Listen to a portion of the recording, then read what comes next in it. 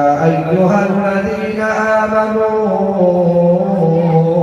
صلوا عليه وسلموا تسليما اللهم صل على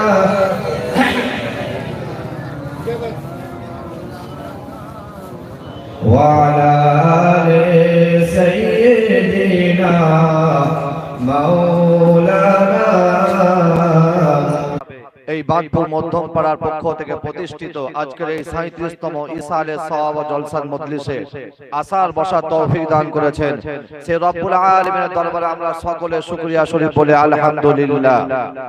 তারপরে লক্ষ লক্ষ কোটি কোটি দরুদ ও সালাম বিশ্ব মানবতার মূর্ত প্রতীক শাফিউল মুজনিবিন রাহমাতুল লিল আলামিন ইমামুল মুরসালিন খাতামুন নবিয়্যিন আশরাফুল আম্বিয়া জনাবে মুহাম্মদুর রাসূলুল্লাহ সাল্লাল্লাহু আলাইহি ওয়াসাল্লামের উপরে আল্লাহ রাব্বুল আলামিনের পক্ষ থেকে যে ইসালে সওয়াবটা এটা একটা বড় নিয়ামত। অনেক মানুষ মনে করে যে ইসালে সওয়াব দিয়ে কি লাভ হবে, মানুষকে খাইয়ে কি লাভ হবে, মানুষকে বস্ত্র দান করে কি উপকার হবে, কিন্তু আপনি হয়তো জানেন না বিশ্ব নবী জনাবে মুহাম্মদুর রাসূলুল্লাহ সাল্লাল্লাহু আলাইহি ওয়াসাল্লাম তার সোনার জামানে বলছেন ইন্নাল জান্নাতা তাশতাকু ইলা খামসাতি নাফারিন তালিল কুরআন ওয়া হাফিজিল লিসান ওয়া মুতঈমিল জিআন ওয়া মুকসিল উরিয়ান ومن صلى على حبيب الرحمن। হে আমার উম্মত উম্মতিরা, আমি রাসূলুল্লাহ তোমাদেরকে জানিয়ে দিলাম 5 শ্রেণীর মানুষ এমন থাকবে যারা মৃত্যু বরণ করার সঙ্গে সঙ্গে জান্নাত তাদেরকে নিজের কোলের মধ্যে নেওয়ার জন্য অধীর আগ্রহ সঙ্গে তাকিয়ে থাকবে। 1 নম্বর বললেন তালিল কোরআন, যারা ঈমানের বলে বলিয়ান হবে, পৃথিবীর জমিনে ঈমানের উপর অবিচল থাকবে, মজবুত থাকবে, তার সঙ্গে সঙ্গে রাত দিন যখন সময় পাবে কুরআন তেলাওয়াত করবে। এই ব্যক্তিটা যখন মৃত্যুবরণ করবে জান্নাত তাকে নিজের কাছে নেওয়ার জন্য আগ্রহ সঙ্গে তাকিয়ে থাকবে। 2 নম্বরে বললেন হাফিজুল লিসান, যারা জবানকে হিফাজত করবে, জবানকে যারা কন্ট্রোল করবে, জবান দিয়ে গালিগালাজ করবে না, জবান দিয়ে মিথ্যা বলবে না, জবান দিয়ে মিথ্যা সাক্ষী দেবে না, জবান দিয়ে কারো গীবত পরচর্চা করবে না, জবান দিয়ে হারাম খাবে না। এই জবানকে যারা হিফাজত করবে আমি রাসূলুল্লাহ জানিয়ে দিলাম এই ব্যক্তিটা যখন মৃত্যুবরণ করবে, মৃত্যুবরণ করার সঙ্গে সঙ্গে জান্নাত চিৎকার করে করে বলবে ও আল্লাহর বান্দা তুমি আমার কোলের মধ্যে চলে এসো, তোমাকে আমার নিজের মধ্যে পাওয়ার জন্য আমি জান্নাত এতদিন অপেক্ষার মধ্যে ছিলাম। 3 নম্বর আল্লাহর নবী বললেন মুতিইমিল জিআন, হে পৃথিবীর মানুষেরা, যারা ক্ষুধার্ত ব্যক্তিকে, অসহায় ব্যক্তিকে খাদ্য খাওয়াবে, যারা মানুষকে খাদ্য দান করবে, খাদ্য খাওয়াবে, আমি রাসূলুল্লাহ জানিয়ে দিলাম এই ব্যক্তিটা মৃত্যুবরণ করার সঙ্গে সঙ্গে জান্নাত ওই ব্যক্তিটাকে বলবে ও আল্লাহর বান্দা, আল্লাহ রাব্বুল আলামিন সমস্ত সৃষ্টিজীবের জন্য বলেছিল ও সৃষ্টিজীবেরা আমি আল্লাহ তোমাদের খালিক, আমি আল্লাহ তোমাদের মালিক, আমি আল্লাহ তোমাদের রিজিক দাতা। কিন্তু এই রিজিকটা আল্লাহ সরাসরি নিজের হাতে করে কাউকে দেন না, সরাসরি নিজের হাতে করে কাউকে খাইয়ে দেন না।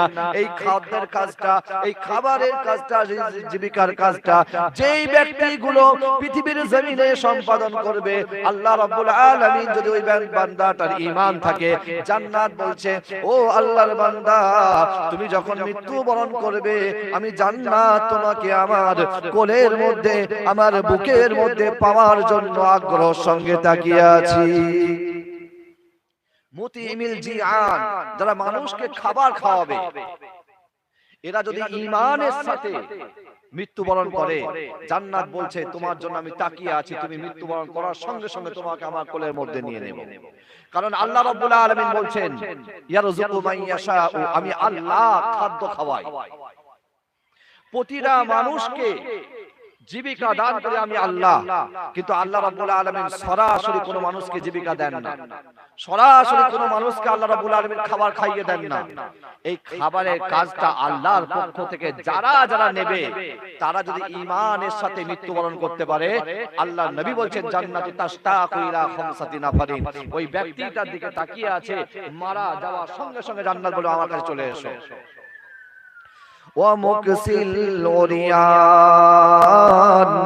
হে পৃথিবীর মানুষেরা, আমি রাসূলুল্লাহ তোমাদেরকে জানিয়ে দিলাম, যারা বস্ত্রহীন মানুষকে বস্ত্র দান করবে, আমি রাসূলুল্লাহ জানিয়ে দিলাম আল্লাহ রাব্বুল আলামিন ওই ব্যক্তিটার জন্য ইনাম রেখেছে। ওই ব্যক্তিটা ঈমানের সাথে যদি মৃত্যুবরণ করে, জান্নাত তাকে নিজের কাছে নেওয়ার জন্য আগ্রহের সঙ্গে তাকিয়ে থাকবে। 5 নম্বরে বললেন ওয়ামান সাল্লা আলা হাবিবির রহমান।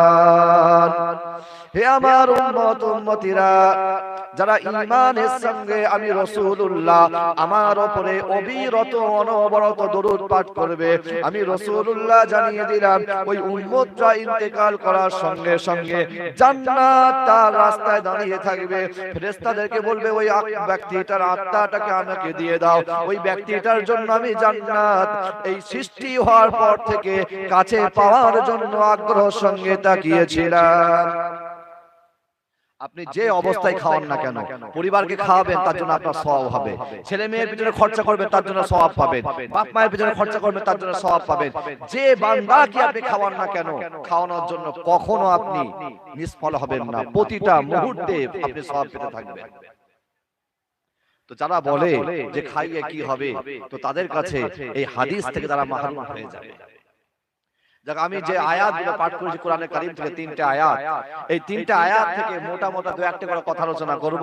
আল্লাহ রাব্বুল আলামিন আমার জবান দিয়ে যেন ওই কথাটাকে বের করে নেয়, যে কথাটা আপনার জন্য, আমার জন্য, সকলের জন্য উপকারে আসবে, হেদায়েতের রাস্তা হবে, আমার আপনার ঈমানটা যাতে বৃদ্ধি হয়, সে তৌফিক যেন আল্লাহ দান করে নেন। এই কথাগুলো আমাদের জবান দিয়ে যেন আল্লাহ বের করে নেন। তো আমি কোরআনের কারীমে যে 3টে আয়াত পড়েছি, তার মধ্যে প্রথম নম্বর আয়াত 24 নম্বর পারা সূরা ফুসসিলাতের 30 নম্বর আয়াত।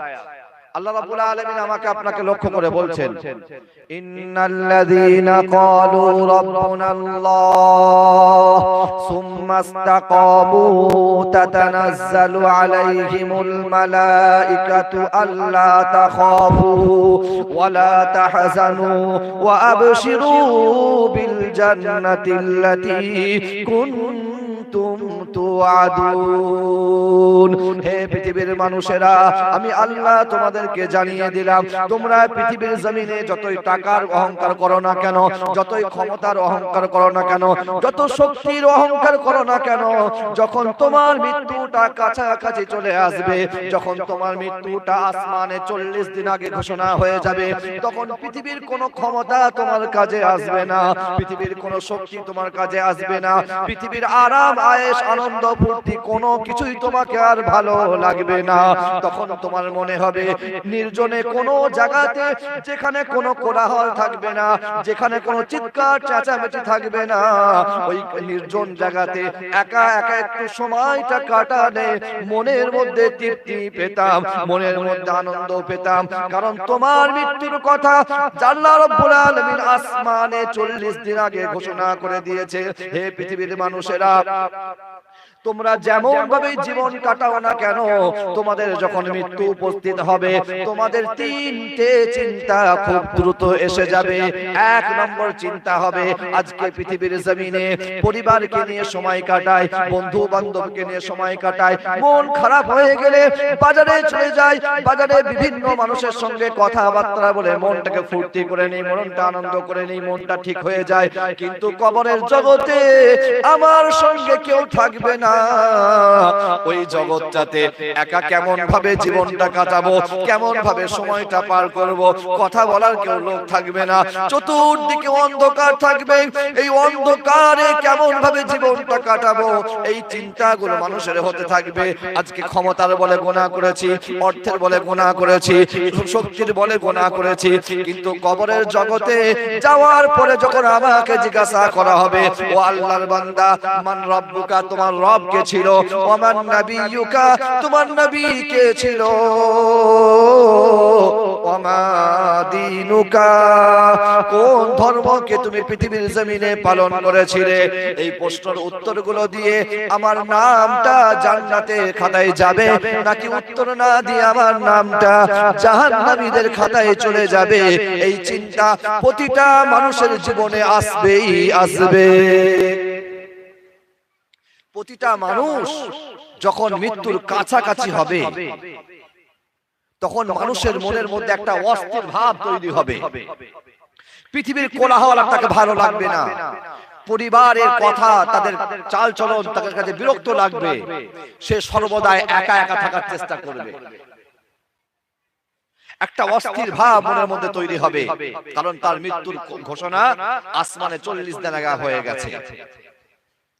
এই ব্যক্তিটা যত বড় ক্ষমতার মালিক হোক না কেন, যতই অর্থের মালিক হোক না কেন, যাতে টাকা পয়সা বিষয় সম্পত্তির মালিক হোক না কেন, তিনটে চিন্তা তাকে গ্রাস করবে। এক নম্বর চিন্তা, যে আজকে পরিবারকে নিয়ে, বন্ধু বান্ধবদেরকে নিয়ে, প্রতিবেশীদেরকে নিয়ে সময় কাটাচ্ছি, গল্প করছি, মনটাকে বিনোদনের মধ্যে ব্যস্ত করে দিচ্ছি, কিন্তু কবরের জগতে একা থাকবো কিভাবে? আল্লাহ তাখাফু, ভয় করবে, কিভাবে থাকবো।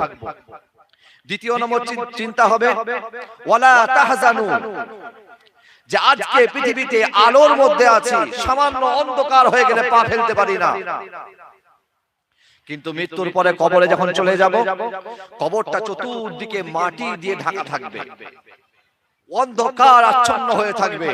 ওই অন্ধকারে কেমন ভাবে একা একা সময়টা কাটাবো শুয়ে শুয়ে।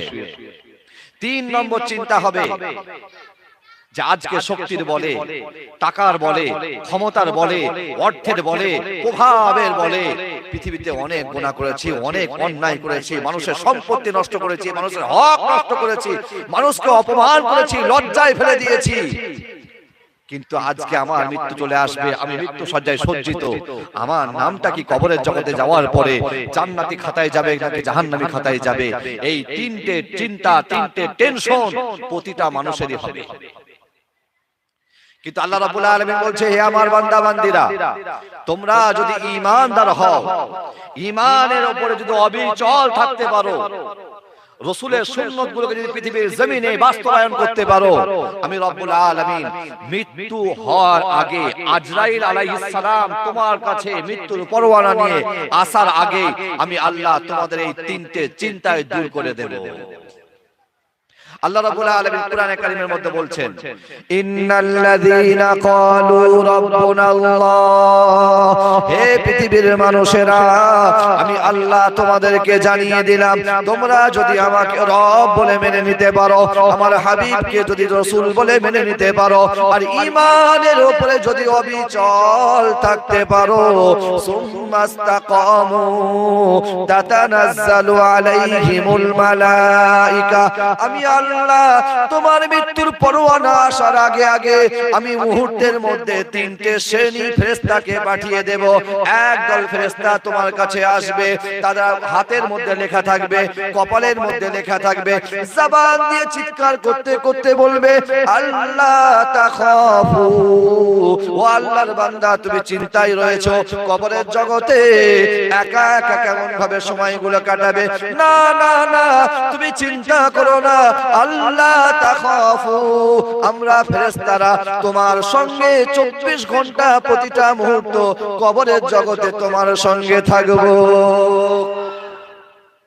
ঈমানের সঙ্গে মৃত্যুবরণ করতে পারলে আমরা তোমার সঙ্গে কবরের জগতে থাকবো, সারাক্ষণ তোমার সঙ্গে আমরা কথাবার্তা বলবো, তোমার সঙ্গে সময় কাটাবো, মুহূর্তের মধ্যে তোমার পরিবারের কথা তোমার মনে আসবে না, এক সেকেন্ডের জন্য বন্ধু বান্ধবের কথা মনে আসবে না, একটা পলকের জন্য দুনিয়ার কথা তোমাকে মনে আসতে দেব না। আর একটা দল ফেরেশতা আকাশ থেকে নামবে, তাদের হাতের মধ্যে লেখা থাকবে, কপালের মধ্যে লেখা থাকবে, বড় ফেস্টুন তৈরি করবে, মুখে চিৎকার করতে করতে বলবে, ওয়ালা তাহজানু ও আল্লাহর বান্দা তুমি চিন্তার মধ্যে রয়েছো, কবরের জগৎটা বড় অন্ধকার জগৎ হবে, বড় অন্ধকার জগৎ হবে, কঠিন জগৎ হবে। আজকে পৃথিবীর জমিনে সামান্য আলো ছাড়া পা ফেলতে পারি না, কবরের জগতে কেমন ভাবে অন্ধকারে জীবন কাটাবো। ওই ফেরেশতারা বলবে না না না, ও আল্লাহর বান্দা তুমি পৃথিবীর জমিনে ঈমানের উপরে অবিচল থাকার কারণে অনেক কষ্ট সহ্য করেছো। তুমি তোমার কাছে হারামের সম্পদ ছিল, কিন্তু হারাম না খেয়ে হালাল যতক্ষণ না উপার্জন করতে পেরেছো, কষ্টের সঙ্গে জীবন কাটিয়েছো। আজকে আমরা ফেরেশতারা আল্লাহর পক্ষ থেকে তোমার কাছে এসেছি, তোমাকে আর কষ্ট করতে হবে না। ওয়ালা তাহজানু, তুমি চিন্তিত হয়ো না, আমরা ফেরেশতারা তোমার সঙ্গে কবরের জগতে থাকব। তুমি একবার আমার চেহারার দিকে তাকিয়ে দেখো, তুমি একবার আমাদের চেহারার দিকে তাকিয়ে দেখো। এই চেহারাগুলোকে আল্লাহ রাব্বুল আলামিন নূর দিয়ে তৈরি করেছে। আমাদের নুরানি চেহারার বদৌলতে তোমার কবরটা আলোকিত হয়ে যাবে। তোমার কবরের মধ্যে বিন্দু পরিমাণ অন্ধকার থাকবে না। দ্বিতীয় আর একদল ফেরেশতা আসবে। এখনো আজরাইল আলাইহিস সালাম আসেনি, আজরাইল আলাইহিস সালাম এখনো আসেনি। তার আগে দ্বিতীয় দল ফেরেশতা আসবে, তারা চিৎকার করতে করতে বলবে ওয়ালা তাহজানু, ও আল্লাহর বান্দা চিন্তার মধ্যে পড়ে আছো না, কিসের চিন্তা? তুমি অনেক কষ্ট করেছো ঈমানের জন্য, ইসলামের জন্য, শরীয়তকে মানতে গিয়ে অনেক বাধার সম্মুখীন হয়েছো। তুমি ভাবছো কবরে অন্ধকার হবে? ওয়ালা তাহজানু, আমাদের নূরানি চেহারার কারণে আল্লাহ রাব্বুল আলামিন তোমার কবরটাকে নূরে ভরে দেবে। জোরে বলুন সুবহানাল্লাহ। তিন নম্বর চিন্তা যেটা হবে যে আমার নামটা জান্নাতি খাতায় থাকবে কি জাহান্নামী খাতায় চলে যাবে। আর একদল ফেরেশতা আল্লাহ রাব্বুল আলামিন আসমান থেকে পাঠাবে, তারা হাতে লিখে রাখবে, কপালে লেখা থাকবে, বড় ফেস্টুন তৈরি করবে, মুখে আওয়াজ দেবে, তাকবীর দিতে দিতে আস্তে আস্তে বলবে ওয়া আবশিরু বিল জান্নাতিল্লাতী কুনতুম তুআদুন। ও আল্লাহর বান্দা তুমি মৃত্যু শয্যায় সজ্জিত হয়ে আছো, তুমি মনে মনে ভাবছো কবরে যাওয়ার পরে তোমার রূহটা, তোমার আত্মাটা জান্নাতি খাতায় যাবে কি জাহান্নামী খাতায় যাবে। না না না, তোমাকে কবর পর্যন্ত চিন্তা করতে হবে না, কবর পর্যন্ত অপেক্ষা করতে হবে না। তুমি মৃত্যু হওয়ার আগে আগে আমাদের কাছ থেকে সুসংবাদ নিয়ে নাও। ওয়া আবশিরু বিল জান্নাতিল্লাতী কুনতুম তুআদুন। ও আল্লাহর বান্দা তুমি মৃত্যু শয্যায় জান্নাতের সুসংবাদ নিয়ে নাও, যে জান্নাতের ওয়াদা আল্লাহ তোমার সঙ্গে করেছিল। তিনটে টেনশন দূর হয়ে যাবে। আমার আপনার ধারণা, যেটা আমি আপনি মনে করে রেখেছি, যে কিয়ামতের ময়দানে সকল মানুষের হিসাব নিকাশ হবে না। কিয়ামতের ময়দানে সকল মানুষের হিসাব নিকাশ হবে না। কিয়ামতের ময়দানে মানুষের শ্রেণী হবে তিনটে। তিন ধরনের মানুষ হবে। এক ধরনের মানুষ বিনা হিসাবে জান্নাতি, কোনো হিসাব তাদের হবে না, তারা জান্নাতি। দ্বিতীয় ধরনের এক ধরনের মানুষ হবে বিনা হিসাবে জাহান্নামী। তৃতীয় এক শ্রেণীর মানুষ হবে, তাদের হিসাব নিকাশ হবে। এই হিসাব নিকাশটা কেমন ভাবে হবে? দুই ভাবে হবে। নবীকে সামনে রেখে, নবীর সামনে দাঁড়িয়ে প্রকাশ্যে একটা হিসাব নিকাশ হবে, আর একটা হিসাব নিকাশ হবে আল্লাহ রাব্বুল আলামিন পর্দা দিয়ে ঘিরে দিয়ে ব্যক্তিগতভাবে একা একা হিসাব নিকাশ নেবেন। কথাটা যদিও নতুন লাগছে, কিন্তু নতুন নয়। আল্লাহ রাব্বুল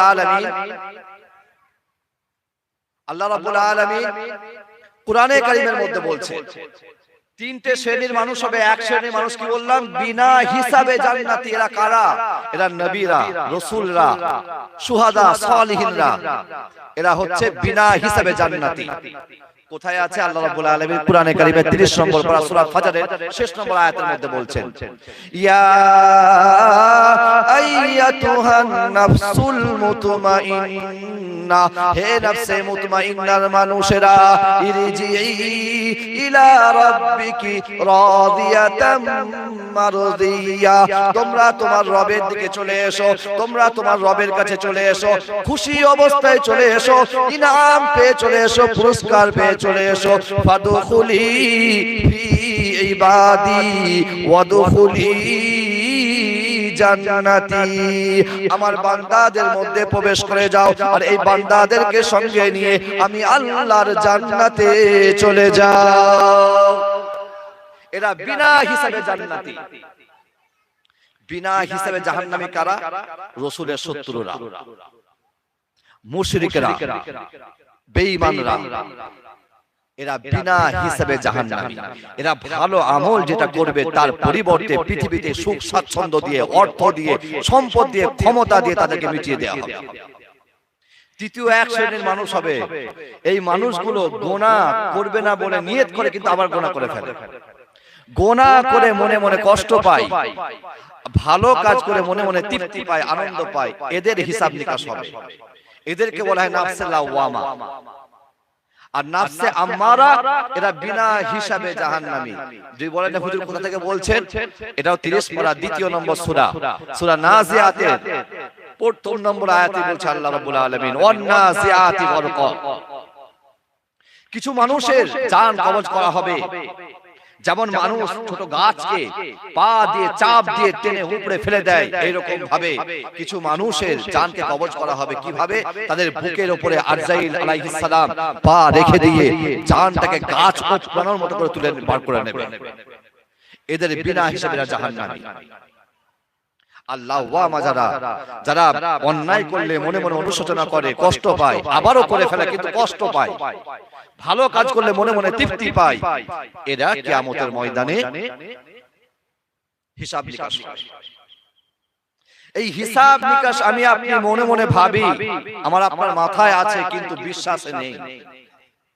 আমি আপনি ভাবছি যে কিয়ামতের হিসাবটা খুব সহজ হবে না। মানুষকে আপনি ইয়ার কি করে হাসানোর জন্য যে মিথ্যা বলেছিলেন সেটা আমলনামায় লিপিবদ্ধ আছে। কথায় কথায় যারা গালি গালাজ করেন, সেই প্রতিটা গালি গালাজ আপনার আমলনামায় থাকবে। একটা মানুষের আমলনামা তৈরি হবে দুটো, একটা নয়। প্রতিটা মানুষের আমলনামা তৈরি হবে দুটো। একটা আমলনামা গলায় ঝুলছে আর একটা আমলনামা লাওহে মাহফুজে সুরক্ষিত রাখা আছে। দলিল কুরআনে কারীম পারা নম্বর 15 সূরার নাম বনী ইসরাঈল আয়াত নম্বর 13। আল্লাহ রাব্বুল আলামিন আমাকে আপনাকে লক্ষ্য করে বলছেন, ওয়া কুল্লা ইনসানিন আলজামনাহু তায়রাহু ফি উনুকিহি ওয়া নুখরিজু লাহু ইয়াওমাল কিয়ামাতি কিতাবান ইয়ালকাহু মানসুরা ইকরা কিতাবাকা কাফা বিনাফসিকাল ইয়াওমা আলাইকা হাসিবা। ও পৃথিবীর মানুষেরা, আমি আল্লাহ তোমাদের আমলনামাটা তোমাদের গলাতে ঝুলিয়ে দিয়েছি। এই আমলনামাতে ফেরেশতারা প্রতিটা মুহূর্ত লিপিবদ্ধ করছে। অনুখরিজু লাহু ইয়াওমাল কিয়ামাতি কিতাবান ইয়ালকাহু মানসুরা। আমি আল্লাহ কিয়ামতের ময়দানে তোমার আমলনামাটা কিতাব আকারে লিখিত অবস্থায় তোমার সামনে তুলে দেব। আমি আল্লাহ বলবো, ইকরা কিতাবাক, বান্দা আমলনামাটা পড়ে পড়ে নিজে শোনাবে। আজকে আমলনামাটা আমি আল্লাহ পড়ে শোনাবো না। আজকে আমলনামাটা কোন নবী রাসূল পড়ে শোনাবে না। আজকে আমলনামাটা কোন ফেরেশতা পড়ে শোনাবে না। বান্দা তোমার আমলনামা তুমি নিজে নিজে চিৎকার করে করে পড়বে আর বলবে, রব্বুল আলামিন, এই গুনাহটা আমি করেছিলাম, এই অপরাধটা আমি করেছিলাম, এই অন্যায়টা আমি করেছিলাম। বান্দা যখন আমলনামাটা পড়তে আরম্ভ করে দেবে, হঠাৎ করে দেখতে পাবে মানুষকে হাসানোর জন্য যে মিথ্যা বলেছিলাম ওইটা লেখা রয়েছে, মানুষকে গালিগালাজ করেছিলাম ওটাও লেখা রয়েছে, মানুষকে আর কি করে রাস্তাতে অপমান করেছিলাম ওটাও আমলনামাতে লেখা রয়েছে। বান্দাটা তখন চিৎকার করে বলবে, ওয়াকালু মা লিহাযাল কিতাব লা ইউগাদিরু সাগীরাতান ওয়ালা কাবীরাতান ইল্লা আহসাহা। ওগো মাবুদ, কেমন আমলনামা তুমি তৈরি করেছো গো মাওলা, যে আমলনামাটা বড় কোনো গুনাহকে ছেড়ে দেয়নি, ছোট ছোট গুনাহগুলোকে ছেড়ে দেয়নি। এমন কি কথা দ্বারাতে, চোখের দ্বারাতে, হাতের দ্বারাতে ইশারা ইঙ্গিত করে মানুষকে যে কষ্ট দিয়েছিলাম ওইটাও আমলনামার মধ্যে লেখা রয়েছে। রব্বুল রব্বুল আলামিন এই আমল নামা যদি বিচার করা হয় গো মাওলা, আজকে আমার জাহান্নামে ছাড়া কোনো রাস্তা থাকবে না। এই মানুষটা আমল নামাটা পড়ার পরে বলবে রব্বুল আলামিন এই গুনাহগুলো আমি করিনি, এই গুনাহটা আমি করিনি, এই অপরাধটা আমি করিনি। আল্লাহ রাব্বুল আলামিন সঙ্গে সঙ্গে ফেরেশতাকে বলবেন, হে আমার ফেরেশতারা তোমরা যাও যাও লাউহে মাহফুজ থেকে দ্বিতীয় আমলনামাটা নিয়ে চলে এসো। লাউহে মাহফুজ থেকে আমলনামাটা নিয়ে আসা হবে, বান্দার সামনে রেখে দেয়া হবে। আল্লাহ রাব্বুল আলামিন কোরআনে কারীমের 30 নম্বর পারা সূরা নাবার 29 নম্বর আয়াতে বললেন, ওয়া কুল্লা শাইইন আহসাইনাহু কিতাবা। হে পৃথিবীর মানুষেরা, প্রতিটা আমল তোমাদের আমি আল্লাহ লিখিত অবস্থায় লাউহে মাহফুজের মধ্যে সংরক্ষণ করে রেখে দিয়েছি। এই আমলনামাটা বান্দার সামনে দিয়ে দেয়া হবে। বান্দা আমলনামাটা দেখার পরে বলবে, রব্বুল আলামিন এই গুনাহটা আমি করিনি, এই অপরাধটা আমি করিনি, এই অন্যায়টা আমি করিনি। তখন রব্বুল আলামিন বলবেন, হে আমার ফেরেশতারা এই আমার এই বান্দাটা গুনাহকে স্বীকার করছে না, তোমরা এক কাজ করো, আমি আল্লাহ তোমাদেরকে আদেশ দিলাম, আল ইয়াউমা নাখতিমু আলা আফওয়াহিহিম ওয়া তুকাল্লিমুনা আইদিহিম ওয়া তাশহাদু আরজুলুহুম বিমা কানু ইয়াকসিবুন। হে আমার ফেরেশতারা, আমার এই বান্দাটা গুনাহগুলোকে অস্বীকার করছে, তোমরা এক কাজ করো, এই বান্দাটার মুখটাকে বন্ধ করে দাও, কথা বলার শক্তিকে ছিন্ন করে দাও, মুখটাকে বন্ধ করে দেয়া হবে, সিল মোহর মেরে দেয়া হবে, হাতকে কথা বলার শক্তি দিয়ে দেয়া হবে, পাকে সাক্ষী দেওয়ার শক্তি দিয়ে দেয়া হবে, চোখকে কথা বলার ক্ষমতা দিয়ে দেয়া হবে, কানকে কথা বলার ক্ষমতা দিয়ে দেয়া হবে। তখন অঙ্গ প্রত্যঙ্গগুলো কিয়ামতের ময়দানে ওই ব্যক্তিটার বিরুদ্ধে চিৎকার করে করে বলবে, রব্বুল আলামিন হাতের দ্বারাতে এই সময়তে এই দিনে অমুক জায়গাতে এই গুনাহটা করেছিল। পা চিৎকার করে করে বলবে, রব্বুল আলামিন আমি পায়ের দ্বারাতে হেঁটে হেঁটে গিয়ে এই সময়তে এত তারিখে এই দিনে অমুক জায়গাতে এই গুনাহগুলো করেছিল। চোখ বলবে, রব্বুল আলামিন চোখের দ্বারাতে এই গুনাহগুলো করেছিল। কান বলবে, রব্বুল আলামিন কানের দ্বারাতে এই গুনাহর কথাগুলো শুনেছিল। সেদিনে মানুষ অসহায় হয়ে যাবে, নিরুপায় হয়ে যাবে, মাথাটা হ্যাট করে নিয়ে অপরাধীর মতো, চোরের মতো সেই আল্লাহ দরবারে বসে যাবে। মানুষের আমলনামা প্রথমেই বলা হবে ইকরা কিতাবা, বান্দা আমলনামা নিজে পড়ো। নিজে পড়তে পড়তে বলবে, রব্বুল আলামিন এই গুনাহগুলো আমি করিনি। আল্লাহ রাব্বুল আলামিন দ্বিতীয় আমলনামা নিয়ে আসবেন, ওয়া কুল্লা শাইইন আহসাইনাহু কিতাবা। সেটা কোথায় রাখা আছে? লাউহে মাহফুজে। ফেরেশতারা এসে সামনে ফেলে দেবে, দেখো। তখন এই বান্দা বলবে, আল্লাহ এই গুনাহগুলো আমি করিনি। তখন আল্লাহ রাব্বুল আলামিন আল ইয়াউমা নাখতিমু, মুখটাকে বন্ধ করে দিয়ে হাতকে কথা বলার ক্ষমতা দেবে, পাকে কথা বলার ক্ষমতা দেবে, সমস্ত অঙ্গগুলোকে কথা বলার ক্ষমতা দিয়ে দেবে। সমস্ত অঙ্গ প্রত্যঙ্গগুলো আমার আপনার বিরুদ্ধে সাক্ষী দেবে, আমার আপনার গুনাহগুলো প্রকাশ করে দেবে। আজকে তো রব্বুল আলামিন আমার আপনার অপরাধগুলো, আমার আপনার গুনাহগুলো, আমার আপনার অন্যায়গুলোকে কোন মায়াতে, কোন মহব্বতে জানি না, প্রতিটা গুনাহকে ঢাকা দিয়ে রেখে দিয়েছে। যদি গুনাহগুলো প্রকাশ করে দিত, আজকে পাঞ্জাবি পরে ঘুরতে পারতাম না। যদি গুনাহগুলো প্রকাশ করে দিত, কপালে সিজদার দাগ যে থাকছে, এই দাগ নিয়ে পৃথিবীর জমিনে চলাফেরা করতাম না, করতে পারতাম না। মেয়েরা, ছেলেরা বাপকে ঘৃণা করতো যে আমার আব্বা এই গুনাহগুলো করেছে, যদি গুনাহগুলো প্রকাশ করে দিত। কিন্তু না, রব্বুল আলামিন বলছেন আমি আল্লাহ নিজে লজ্জাশীল, বান্দা তোকে অপমান করব না, বান্দা তোকে লজ্জায় ফেলে দেব না। বান্দা গুনাহ করেছিস, আমি আল্লাহর সামনে প্রতিটা গুনাহকে আমি আল্লাহ ঢাকা দিয়ে রেখে দিয়েছি। বান্দা আমি আল্লাহ চেয়েছি তুই গুনাহগুলোকে মনে করে নিজে লজ্জিত হয়ে, নিজে অপমানিত হয়ে, অনুশোচনায় পড়ে রাতের অন্ধকারে যখন কেউ জেগে থাকবে না, আমি আল্লাহর দরবারে হাত তুলে দিয়ে বলবি, রব্বানা যালামনা আনফুসানা ওয়া ইল্লাম তাগফির লানা ওয়া তারহামনা লানাকুনান্না মিনাল খাসিরিন। আল্লাহ তোমার সামনে গুনাহ করেছিলাম গো মাওলা, তুমি যদি চাইতে গুনাহগুলোকে প্রকাশ করে দিয়ে আমাকে পৃথিবীর মানুষের সামনে লজ্জায় ফেলে দিতে পারতে, অপমানিত করে দিতে পারতে, কিন্তু না, তুমি আমার গুনাহগুলোকে ঢাকা রেখে দিয়েছো। রব্বুল আলামিন তুমি যেমন আমার গুনাহগুলোকে ঢাকা দিয়ে রেখে দিয়েছো গো মাওলা, এই রাতের অন্ধকারে তোমার কাছে চোরের মতো, অপরাধীর মতো, অন্যায়কারীর মতো হাত তুলে দিয়েছি। আল্লাহ তুমি আমাকে ক্ষমা করে দাও, আমি আল্লাহ তোদেরকে ক্ষমা করে দেব।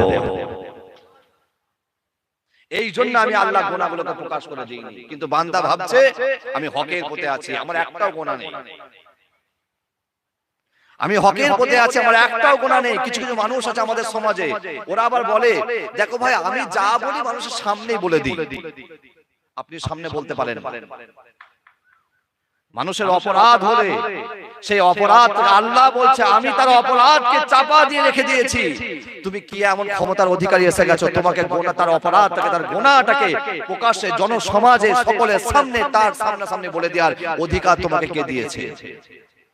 আমি আল্লাহ গুনাহকে চাপা দিয়ে রেখে দিয়েছি। বান্দা তুমিও বান্দা যদি অপরাধ দেখে থাকো তার চাপা দিয়ে রেখে দাও। তার যদি মাইন্ড সঠিক থাকে, তার শরীর সুস্থ মস্তিষ্কে থাকে, সে যে একা থাকে, তখন তুমি তাকে দেখে বলো ভাই অপরাধটা করো না। ভাই তোমাকে এই কাজটা দেখলাম করতে দেখলাম, এই কাজটা শরীয়তে ঠিক নয়, এই কাজটা করো না। কিন্তু জনসমাজে সকলের সামনে, তার ছেলের সামনে, তার মেয়ের সামনে, তার পরিবারের সামনে, তার বন্ধু বান্ধবের সামনে আপনি সরাসরি তাকে বলতে পারেন না, এটাও অপরাধ। আল্লাহ রাব্বুল আলামিন আমাকে আপনাকে প্রত্যেককে আল্লাহ রাব্বুল আলামিনের প্রতি ঈমান এনে, ঈমানের প্রতি অবিচল থেকে মৃত্যুর আগে আগে আমাকে আপনাকে এই তিনটে ইনাম নেওয়ার তৌফিক দান করুন। সকলে বলুন আমিন। দ্বিতীয় নম্বর যে আয়াতটা পাঠ করেছিলাম, এই আয়াতটা 28 নম্বর পারা সূরা তাহরীমের 8 নম্বর আয়াত। আল্লাহ রাব্বুল আলামিন আমাকে আপনাকে লক্ষ্য করে বলছেন, ইয়া আইয়ুহাল্লাযীনা আমানু তুবু ইলাল্লাহি তাওবাতান নাসুহা। হে পৃথিবীর ঈমানদার বান্দা বান্দীরা, তোমরা পৃথিবীর জমিনে মৃত্যুর আসার আগে আগে আমি আল্লাহ আমার কাছে তওবা করবে, খালিস নিয়তে তওবা করবে, নির্ভেজাল ভাবে তওবা করবে। রব্বুল আলামিন আমরা তো অনবরত তওবা করি, আস্তাগফিরুল্লাহ পাঠ করি। আল্লাহ রাব্বুল আলামিন আমাকে আপনাকে জানিয়ে দিলেন, হে আমার বান্দা বান্দীরা, তোমরা কি একবারও ভেবে দেখলে না আমি আল্লাহ ইহুদিকে তওবার কথা বললাম না, আমি আল্লাহ খ্রিস্টানদেরকে তওবার কথা বললাম না, আমি আল্লাহ বেঈমানদেরকে তওবার কথা বললাম না, আমি আল্লাহ মুশরিকদেরকে তওবার কথা বললাম না, আমি আল্লাহ তওবা করার আদেশ দিলাম ঈমানদারদেরকে। তোমাদের ভাবা উচিত ছিল আমি আল্লাহ তোমাদের কাছে জানিয়ে দিলাম তোমাদের অপরাধ হবে, অন্যায় হবে দুই রকম ভাবে, আর তোমাদের তওবাও হবে দুই রকম ভাবে। এই আয়াতের ব্যাখ্যা করতে গিয়ে মুফাসসিররা বলছেন একটা মানুষের জীবনে যে অপরাধ হবে, অন্যায় হবে দুই রকম, আর তওবাও হবে দুই রকম। কিন্তু আমরা ভেবেছি তওবা একই রকম, আস্তাগফিরুল্লাহ পড়ে যাওয়া। আল্লাহ রাব্বুল আলামিন বলেন একটা অপরাধ তোমার ইবাদতের মধ্যে হবে, আর একটা অপরাধ মুআমালাত বা লেনদেনের মধ্যে হবে। ইবাদতের মধ্যে অপরাধ হলে তুমি তওবা করবে, আস্তাগফিরুল্লাহ রাব্বি মিন কুল্লি যামবি ওয়া আতুবু ইলাইহি, আমি আল্লাহ কবুল করে নেব। কিন্তু মুআমালাতের মধ্যে, লেনদেনের মধ্যে যদি তুমি অপরাধ করে থাকো, অন্যায় করে থাকো, মসজিদে এসে বসে বসে আস্তাগফিরুল্লাহ পাঠ করবে, আমি আল্লাহ এই তওবাকে কবুল করব না। ইবাদতের মধ্যে অপরাধ, নামাজ পড়তে পারিনি, রোজা রাখতে পারিনি, যাকাত দিতে পারিনি, শরীয়তকে ঠিকভাবে আমল করতে পারিনি, এটা ইবাদতের মধ্যে অপরাধ। আমি আল্লাহ ক্ষমা করে দেব, আমি আল্লাহ নামাজের বদৌলতে, রোজার বদৌলতে, সুবহানাল্লাহ বলার বদৌলতে, সালাম দেওয়ার বদৌলতে, মুসাফা করার বদৌলতে, সূরা ফাতিহা পড়ার পরে আমিন বলার বদৌলতে আমি আল্লাহ এগুলোকে ক্ষমা করে দেব। কিন্তু মুআমিলাতের মধ্যে যদি অপরাধ হয়ে থাকে, লেনদেনে যদি অন্যায় হয়ে থাকে, তুমি সারা জীবন মসজিদে বসে আস্তাগফিরুল্লাহ পাঠ করবে, আমি আল্লাহ একটাও তওবা কবুল করব না। ভাইয়ের সম্পত্তি মেরে রেখে দিয়ে মসজিদে এসে বসে আস্তাগফিরুল্লাহ পড়বে, আমি আল্লাহ এই আস্তাগফিরুল্লাহকে কবুল করব না। বোনের হককে নিজের নামে করে নিয়ে মসজিদে এসে সুবহানাল্লাহ সুবহানাল্লাহ জিকির করবে, আমি আল্লাহ এই জিকিরকে কবুল করব না। প্রতিবেশীর জায়গাকে নিজের নামে রেকর্ড করে নিয়ে ক্ষমতার বলে, অর্থের বলে, শক্তির বলে তুমি ঘরবাড়ি করে বসবাস করবে, আর মসজিদে এসে সিজদা দিয়ে কপালে কালো দাগ ফেলে দিয়ে জবান দিয়ে আস্তাগফিরুল্লাহ পাঠ করবে, আমি আল্লাহ এই আস্তাগফিরুল্লাহকে কবুল করব না। মানুষকে কথায় কষ্ট দেবে, হাতের দ্বারা কষ্ট দেবে, আঘাত করবে, করে তুমি মসজিদে বসে বসে আস্তাগফিরুল্লাহ আস্তাগফিরুল্লাহ পাঠ করবে তাসবিহ নিয়ে, এই আস্তাগফিরুল্লাহ কোনো মূল্য আমি আল্লাহর কাছে নেই। মুআমিলাতে যদি অন্যায় করে থাকো, অপরাধ করে থাকো, যাদের কাছে অপরাধ করেছো তাদের কাছে মাপ না চাইলে আমি আল্লাহ মাপ দিতে পারবো না। তাই তওবা বলতে শুধুমাত্র আস্তাগফিরুল্লাহ রাব্বি মিন কুল্লি যামবি ওয়া আতুবু ইলাইহি এটা নয়। তওবা দুই ধরনের, একটা কথার তওবা, একটা কাজের তওবা। আপনি যখন ইবাদতে অন্যায় করবেন, ইবাদতে অপরাধ হয়ে যাবে, গুনাহ হয়ে যাবে, আপনি জবান দিয়ে আস্তাগফিরুল্লাহ পাঠ করবেন, আল্লাহ ক্ষমা করে দেবে। কিন্তু মুআমিলাতে, লেনদেনে যে অপরাধ হয়ে থাকে তার জন্য আপনাকে সরাসরি গিয়ে ক্ষমা চাইতে হবে। তাই আল্লাহ রাব্বুল আলামিন বলছেন ইয়া আইয়ুহাল্লাযীনা আমানু তুবু ইলাল্লাহি তাওবাতান নাসুহা। হে পৃথিবীর মানুষেরা, আমি আল্লাহ তোমাদেরকে জানিয়ে দিলাম, আমি আল্লাহর কাছে তওবা করবে, আমি আল্লাহর কাছে ফিরে আসবে, আমি আল্লাহর কাছে গুনাহগুলোকে স্মরণ করে নিয়ে সারেন্ডার হয়ে যাবে। দুই রকম পদ্ধতিতে যদি ইবাদতের মধ্যে গুনাহ হয়, বান্দা তুমি যদি নামাজ পড়তে না পারো, রোজা রাখতে না পারো, যাকাত দিতে না পারো, তাসবিহ তেলাওয়াত করতে না পারো, আমি আল্লাহর কাছে একবার হাত তুলে বলবো রব্বানা যালামনা আনফুসানা। রব্বুল আলামিন ব্যক্তিগত কাজে মশগুল হয়ে গিয়ে, পারিবারিক কাজে ব্যস্ত হয়ে গিয়ে, সামাজিকতা রক্ষা করতে গিয়ে নামাজটা ঠিকমতো পড়তে পারিনি, রোজাটা ঠিকমতো রাখতে পারিনি, কোরআন তেলাওয়াত করতে পারিনি, জিকির আজকার করতে পারিনি গো মাওলা। তোমার দরবারে অপরাধীর মতো, চোরের মতো হাত তুলে দিয়েছি গো মাবুদ, দয়া করে তুমি আমাকে maaf করে দাও, ক্ষমা করে দাও। আল্লাহ রাব্বুল আলামিন জানিয়ে দিলেন হে আমার বান্দা, আমি আল্লাহ চাইলে তোমাকে ক্ষমা করে দেব, আমি আল্লাহ চাইলে তোমাকে সঙ্গে সঙ্গে maaf করে দেব। কিন্তু বান্দারে, তুমি যদি মুআমালাতের মধ্যে অন্যায় করে এসো, মানুষের হককে নষ্ট করে এসো, মানুষের অধিকারকে নষ্ট করে এসো, মানুষকে কষ্ট দিয়ে এসো, মানুষকে যদি হত্যা করে এসো, আমি আল্লাহ, তুমি খানায়ে কাবার দেওয়ালে যদি সিজদা দাও, আমি আল্লাহ তোমাকে ক্ষমা করতে পারবো না, আমি আল্লাহ তোমাকে maaf করতে পারবো না। আমি আল্লাহ তোমাকে পৃথিবীর জমিনে অধিকার দিয়ে দিলাম, যে ব্যক্তির কাছে অপরাধ করেছো, যে ব্যক্তির কাছে অন্যায় করেছো, যে ব্যক্তির কাছে গুনাহ করেছো, ওই ব্যক্তিটার হাতে হাত রেখে বলবে ভাই আমি অন্যায় করে ফেলেছি, আমি জুলুম করে ফেলেছি, তুমি আমাকে ক্ষমা করে দাও। তুমি যদি maaf না চেয়ে আসতে পারো, আমি আল্লাহ তোমাকে কিয়ামতের ময়দানেও maaf করব না। মুআমালাতে অন্যায় হলে আমি আল্লাহ ক্ষমা করতে পারবো না। আল্লাহ নবী সাল্লাল্লাহু আলাইহি ওয়াসাল্লাম সাহাবাদেরকে নিয়ে মসজিদ নববীতে বসে আছেন, হঠাৎ করে বললেন আতাদরুনা মানিল মুফলিস। হে আমার সাহাবারা, তোমরা কি জানো অসহায় ব্যক্তিটাকে, নিঃস্ব ব্যক্তিটাকে, দরিদ্র ব্যক্তিটাকে? সাহাবারা উত্তরে বললেন আল মুফলিসু ফিনা ইয়া রাসূলুল্লাহ মান লা দিরহাম লাহু ওয়ালা মাতাআ। ওগো আল্লাহর নবী, আমাদের মধ্যে সবথেকে অসহায় ব্যক্তি হলো ওই ব্যক্তি যে ব্যক্তির কাছে টাকা নেই, পয়সা নেই, বাড়ি নেই, গাড়ি নেই, বিষয় সম্পত্তি কিছুই নেই। এই ব্যক্তিটা হলো সবথেকে দরিদ্র ব্যক্তি, এই ব্যক্তিটা হলো সবথেকে অসহায় ব্যক্তি, এই ব্যক্তিটা হলো সবথেকে নিঃস্ব ব্যক্তি। আল্লাহর নবী বললেন না না না, হে আমার সাহাবারা, এই ব্যক্তিটা দরিদ্র ব্যক্তি নয়, এই ব্যক্তিটা অসহায় ব্যক্তি নয়, এই ব্যক্তিটা নিঃস্ব ব্যক্তি নয়। আল মুফলিসু মিন উম্মতি মান ইয়াতি ইয়াউমাল কিয়ামাতি বিসালাতিহি ওয়া সিয়ামিহি ওয়া যাকাতিহি। আমার উম্মতের সবথেকে অসহায় ব্যক্তি হলো ওই ব্যক্তি যে ব্যক্তিটা কিয়ামতের ময়দানে উঠে দাঁড়াবে, বহু নামাজের ইবাদত নিয়ে উঠে দাঁড়াবে, বহু রোজার ইবাদত নিয়ে উঠে দাঁড়াবে, বহু যাকাতের ইবাদত নিয়ে উঠে দাঁড়াবে। ওয়ায়াতি কদ শাতামা হাযা, দেখা যাবে ওই ব্যক্তিটা পৃথিবীর জমিনে কাউকে গালিগালাজ করেছিল, কথা দ্বারা কাউকে কষ্ট দিয়েছিল। ওয়া কাযাফা হাযা, কারো সমালোচনা করেছিল, কারো বিরুদ্ধে অপবাদ লাগিয়েছিল, কারো বিরুদ্ধে মিথ্যা মামলা মুকদ্দমা করেছিল। ওয়া আকালা মালা হাযা, কারো সম্পত্তি আত্মসাৎ করেছিল। ওয়া সাফাকা দামা হাযা, কাউকে হত্যা করেছিল। ওয়া যারাবা হাযা, কাউকে মারধর করেছিল। রব্বুল আলামিন তখন ওই ব্যক্তিটাকে ফায়ুকাদু, কিয়ামতের ময়দানে বসিয়ে দেয়া হবে।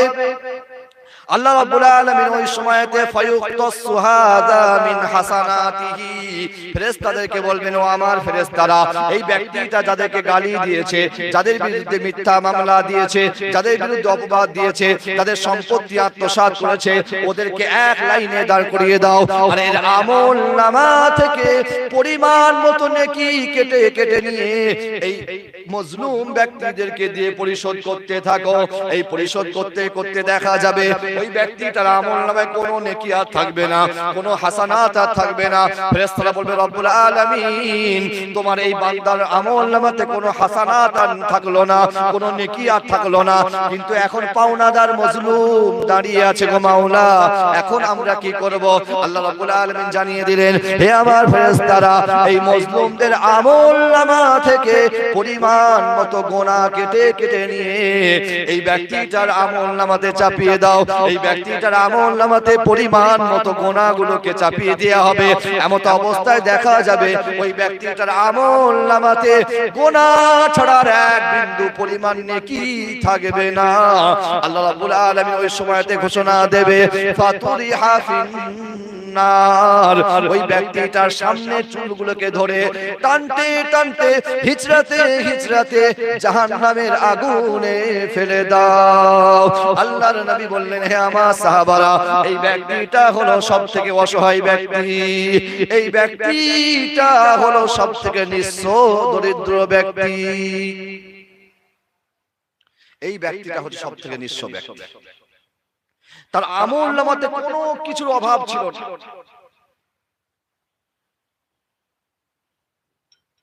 নামাজের অভাব ছিল না, রোজার অভাব ছিল না, যাকাতের অভাব ছিল না, নফলের অভাব ছিল না। আজকাল নফল তো আমাদের নেই, বড় কষ্ট হয়। আপনি ফরজগুলো আদায় করে হুকুম পালন করতে পারতেন, কিন্তু ওলি হতে গেলে তাকাররুব ইলাল্লাহ মানে আল্লাহর নৈকট্য অর্জন করতে গেলে আপনাকে নফল পড়তেই হবে। আপনার সঙ্গে দোকানদারের ভালো সম্পর্ক তখনই থাকবে যখন দোকানদার আপনাকে এক্সট্রা দেবে, দামে ছাড় দেবে। আর যদি ওই একই দাম, যে দাম ফেলা আছে 28 টাকা 28 টাকা নিয়ে নেয়, 50 টাকা 50 টাকা নিয়ে নেয়, আপনি ওই দোকানদারের কাছে আপনি যাবেন না। আপনি আপনার ব্যক্তিগত জীবনের স্বার্থ ছাড়া চলতে পারেন না। রব্বুল আলামিন কেমন করে আপনাকে তার কাছে দেবে? আপনি 5 ওয়াক্ত নামাজ পড়ছেন, আপনি রোজা রাখছেন, এটা আপনার উপরে অপরিহার্য, আপনি রাখতে বাধ্য। যদি আপনার জীবনে নফল না থাকে, আপনার জীবনে যদি অতিরিক্ত আমল না থাকে, তাহলে জান্নাত কঠিন হয়ে যাবে। আপনি আমল ছাড়া জান্নাত পেতে পারেন না, আর আমল আকীদা ছাড়া সঠিক হবে না। তা আমরা তো, আপনি হয়তো বলতে পারেন যে আমরা তো শুনে এসেছি যে আমলের দ্বারা জান্নাত পাওয়া যাবে না। যারা বলছে তারা ভুল বলছে। কোরআনে কারীম সূরা যুখরুফের 27 নম্বর আয়াতের মধ্যে আল্লাহ রাব্বুল আলামিন বলছেন, ওয়াতিলকাল জান্নাতুল্লাতী নুরিসতুমুহা বিমা কুনতুম তা'মালুন, হে পৃথিবীর মানুষেরা, যে জান্নাত আমি আল্লাহ তোমাদেরকে দান করব, বিমা কুনতুম তা'মালুন, তোমাদের আমলের পরিবর্তে আমি আল্লাহ জান্নাতটাকে দান করব। আমল ছাড়া তুমি কখনো জান্নাত পাবে না। কিন্তু বড় কষ্ট লাগে, বড় দুঃখ লাগে, বেদনা লাগে। আজকে পৃথিবীর জমিনে মানুষকে আমল থেকে দূরে সরিয়ে দেওয়া হচ্ছে, সহিহ হাদিসের আয়না দেখিয়ে, বিদআত আয়না দেখিয়ে। বড় কষ্ট লাগে, বড় বেদনা লাগে, বড় দুঃখ লাগে যখন আমরা নামাজের পরে দোয়া করি, এই দোয়াটাকে বলে দেয় বিদআত। খোদার কসম করে বলছি, আল্লাহর নবী জীবনে বহুবার নামাজের পরে দোয়া করেছিলেন, যার প্রমাণ আমি দেব না। আল্লামা ইবনে কাসির রাহমাতুল্লাহ আলাইহি সূরা নিসার 58 নম্বর আয়াতে তাফসীর করতে গিয়ে বললেন, ওই আয়াতের তাফসীর করতে গিয়ে আল্লাহর নবী যোহরের নামাজ পড়ে বসে আছেন, একজন সাহাবা উঠে আল্লাহর নবী কানে কানে বললেন, ইয়া রাসূলুল্লাহ, আপনার তিনজন সাহাবী ওয়ালিদ ইবনে ওয়ালিদ, হিসাম, সালামাত ইবনে হিসাম আর রাবিয়া বলে তিনজন সাহাবী, তারা কাফের বেঈমানদের কবজাতে রয়ে গিয়েছে, তাদের উপরে এত অত্যাচার করা হচ্ছে, তাদেরকে এত কষ্ট দেওয়া হচ্ছে গো নবী, তারা কষ্ট আর সহ্য করতে পারছে না, তারা যন্ত্রণা সহ্য করতে পারছে না। আমাদের মনে হয় আপনার ওই সাহাবীরা, আপনার ওই উম্মতিগুলো তাদের কষ্টগুলো সহ্য করতে না পেরে ওই জায়গাতে প্রাণটাকে হারিয়ে দেবে। আল্লাহর নবী সাল্লাল্লাহু আলাইহি ওয়াসাল্লাম যোহরের নামাজ পড়ে সালাম ফেরানোর পরে রাফা ইয়াদাহু, নিজের হাতটাকে তুলে দিলেন, মুস্তাকবিলাল কিবলাতা, আল্লাহর নবী কিবলার দিকে মুখ করেছিলেন, আল্লাহর দরবারে হাত তুলে দিয়ে বললেন, আল্লাহুম্মা খাল্লিস ওয়ালিদ ইবনে ওয়ালিদ, রব্বুল আলামিন, আমি তোমার হাবিব হাবিব জোহরের নামাজের পরে তোমার দরবারে হাত তুলেছি, তুমি আমার সাহাবী ওয়ালিদ ইবনে ওয়ালিদকে মুক্ত করে দাও। সালামাত ইবনে হিশাম, আল্লাহ রাব্বুল আলামিন তুমি আমার সাহাবী সালামাত ইবনে হিশামকে কাফের বেঈমানদের অত্যাচার থেকে মুক্ত করে দাও।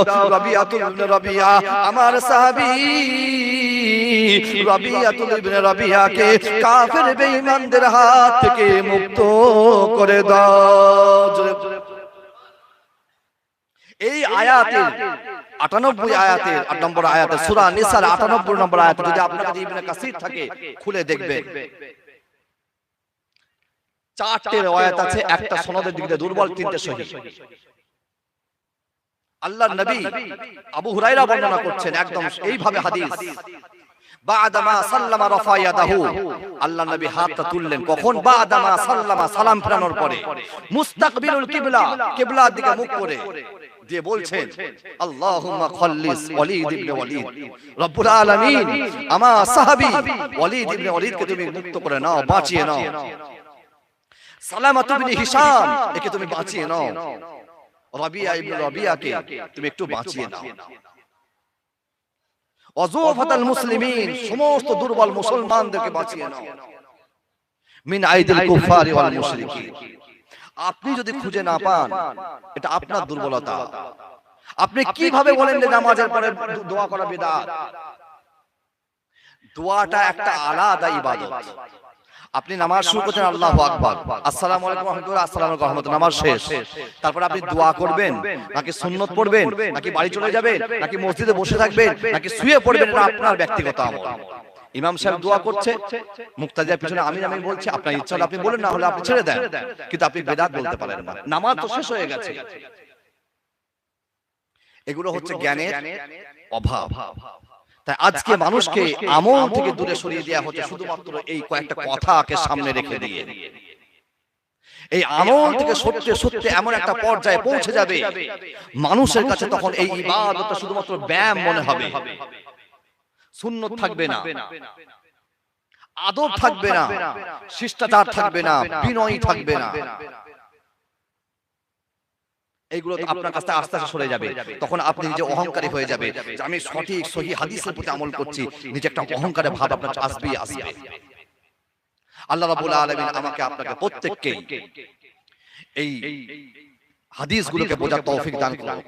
হযরত জাবির বিন আব্দুল্লাহ, উনার আব্বা যখন শহীদ হয়ে যায়, উনার মাথাতে অনেক ঋণ ছিল।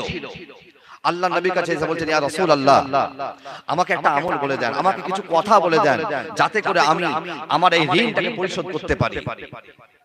আল্লাহ নবী সাল্লাল্লাহু আলাইহি ওয়াসাল্লাম জাবির বিন আব্দুল্লাহকে বলছে, ও জাবির বিন আব্দুল্লাহ, তুমি আল্লাহর কাছে দোয়া করবে।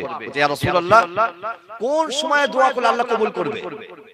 আল্লাহ নবী সাল্লাল্লাহু আলাইহি ওয়াসাল্লাম বললেন, দুবরা কুল্লি সালাতিন মাকতুবাতিন, প্রত্যেকটা ফরজ নামাজের পরে তুমি দোয়া করো, এই দোয়াটাকে আল্লাহ তাআলা কবুল করে নেবে। জোরে বলুন সুবহানাল্লাহ। দ্বিতীয় নম্বর, জওফাল লাইল, মধ্য রাত্রিতে যখন সমস্ত মানুষগুলো আরামের বিছানায় ঘুমিয়ে যাবে, ওই মধ্য রাত্রিতে উঠে তুমি দোয়া করবে। আমি রাসূলুল্লাহ তোমার জন্য জানিয়ে দিলাম, এই সময়ের দোয়াকে আল্লাহ তাআলা বেশি কবুল করে নেবেন। তো আল্লাহ রাব্বুল আলামিন আমার আপনার হায়াতি জীবনে যত অপরাধ হয়েছে ইবাদতের মধ্যে, তার জন্য জবান দিয়ে ইস্তিগফার করা, তওবা করা তৌফিক দান করুক। আর মুআমিলাতি জীবনে, লেনদেনের জীবনে, চলাবলার জীবনে যে অপরাধগুলো হয়েছে, যে অন্যায়গুলো হয়েছে, সেই অপরাধগুলো থেকে, অন্যায়গুলো থেকে আমাদেরকে সরাসরি গিয়ে তাদের কাছ থেকে ক্ষমা চাওয়ার তৌফিক দান করুক। সকলে বলেন আমিন। তৃতীয় নম্বর যে আয়াতটা পাঠ করেছিলাম, এই আয়াতটা 24 নম্বর পারা সূরা জুমারের 53 নম্বর আয়াত। আল্লাহ রাব্বুল আলামিন আমাকে আপনাকে লক্ষ্য করে বলছেন, লা তাকনাতু মির রাহমাতিল্লাহ, ইন্নাল্লাহা ইয়াগফিরুয যুনুবা জামিআ, ইন্নাহু হুয়াল গফুরুর রহিম। হে পৃথিবীর মানুষেরা, হে আমার ইমানদার বান্দা বান্দিরা, তোমরা পৃথিবীর জমিনে অনেক অপরাধ করেছো, তোমরা পৃথিবীর জমিনে গুনাহ করে ফেলেছো, তোমরা পৃথিবীর জমিনে পাপের মধ্যে ডুবে গিয়েছো। তোমরা পাপগুলোকে নিয়ে চিন্তা করো না, অন্যায়গুলোকে নিয়ে চিন্তা করো না। হয়তো মনে মনে ভাবছো এত অপরাধ করার পরেও আল্লাহর কাছে কেমন ভাবে ফিরে যাব, আল্লাহর দরবারে কোন মুখকে নিয়ে হাজির হব। না না না, তুমি কখনো এমন চিন্তা করবে না। আমি আল্লাহ তোমার জন্য জানিয়ে দিলাম, লা তাকনাতু মির রাহমাতিল্লাহ। হে পৃথিবীর বান্দা বান্দিরা, আমি আল্লাহর রহমত থেকে নৈরাশ হইস না, আমি আল্লাহর রহমত থেকে বেতাব হয়ে যাস না, আমি আল্লাহর রহমত থেকে দূরে সরে চলে যাস না। ইন্নাল্লাহা ইয়াগফিরুয যুনুবা জামিয়া। আমি আল্লাহ তোদের জীবনের तमाम হুকুকুল্লাহি বা গুনাহগুলোকে maaf করে দেব। ইন্নাহু হুয়াল গফুরুর রহিম। আমি আল্লাহ সব থেকে বড় ক্ষমাশীল, আমি আল্লাহ সব থেকে বড় দয়ালু। কোন সন্তান যদি হারিয়ে যায়, ওই হারিয়ে যাওয়া সন্তানকে বাপ মা যদি ফিরে পায়, মা যেমন জড়িয়ে ধরে কাঁদতে কাঁদতে সন্তানের সমস্ত অপরাধগুলোকে maaf করে দিয়ে বুকের সঙ্গে জড়িয়ে ধরে, বান্দারে যখন তুমি তওবা করে আমি আল্লাহর দিকে ফিরে আসো, আমি আল্লাহ তোমাকে আমার কুদরতি অন্তরের সঙ্গে জড়িয়ে ধরি। আমি আল্লাহ প্রতিটা মুহূর্তে তোমাকে জানিয়েছি, ফাইনা তাযহাবুন, বান্দা কোথায় চলেছো?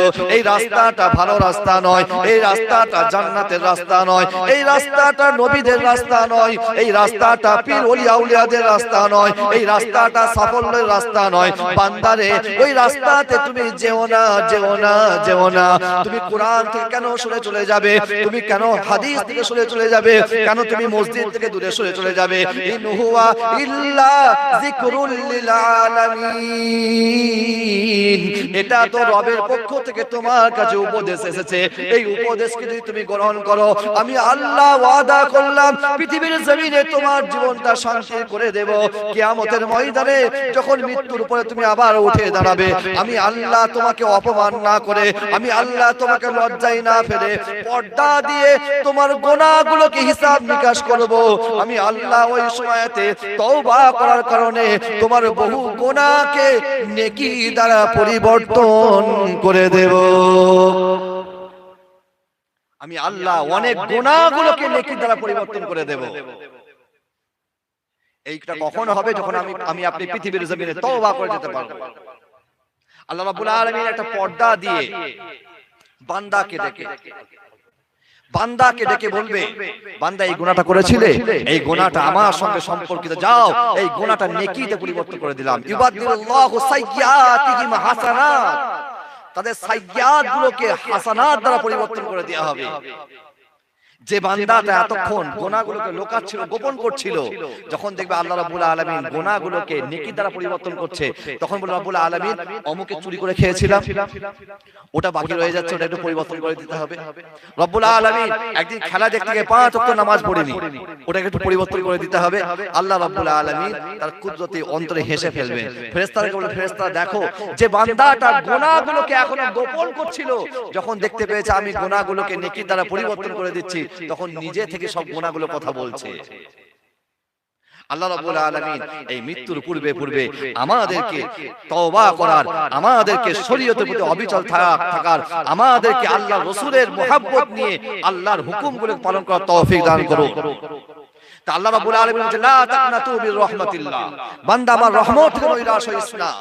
ইন্নাল্লাহা ইয়াগফিরুয যুনুবা জামিয়া, আমি আল্লাহ তোদের সমস্ত গুনাহগুলোকে maaf করে দেব। ইন্নাহু হুয়াল গফুরুর রহিম, কারণ আমি আল্লাহ খুবই দয়াশীল, আমি আল্লাহ খুবই ক্ষমাশীল। বান্দা তুই বুঝতে পারছিস না আমি আল্লাহ কত বড় দয়ালু। হযরত ওমর রাদিয়াল্লাহু তাআলা আনহু ওনার হুকুমে শাসনামলে ঘোষণা করলেন, আজ থেকে মদ রাষ্ট্রীয়ভাবে হারাম। শরীয়তের দিক দিয়ে হারাম তো ছিলই, আজ থেকে রাষ্ট্রীয়ভাবে হারাম। সুতরাং যদি প্রকাশ্যে কাউকে মদ কেনা বেচা করতে হাতে দেখতে পাই, তাকে 100 ঘা করে বেত মারা হবে, তাকে শাস্তির আওতায় আনা হবে।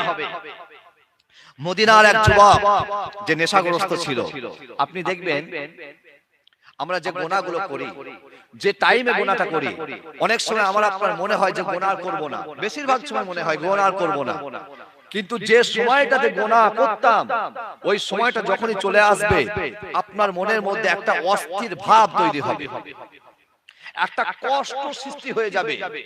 যতক্ষণ না আপনি গুনাহটা করছেন আপনার এই অস্থির দূর হবে না, আপনার এই কষ্ট লাঘব হবে না, একটা মাথার মধ্যে তীব্র যন্ত্রণার মতো শুরু হয়ে যাবে। যেই গুনাহ করবেন, গুনাহ করার সঙ্গে সঙ্গে এই যন্ত্রণা দূর হয়ে যাবে, অস্থিরতা দূর হয়ে যাবে, কিন্তু সঙ্গে সঙ্গে মনে হবে যে গুনাহটা না করলেই ভালো হতো, অপরাধটা যদি না করতাম ভালো হতো। এটার নাম হচ্ছে ঈমান, যে গুনাহ করার সঙ্গে সঙ্গে অনুশোচনা চলে আসবে। যদি আপনার গুনাহ করার পরে, অপরাধ করার পরে অন্তরে যদি অনুশোচনা না আসে তাহলে কিন্তু কঠিন বিষয়, এটা শয়তানের সিফাত, এটা ইবলিসের গুনাহগুণ, তাহলে কিন্তু কপালে তওবাও জুটবে না।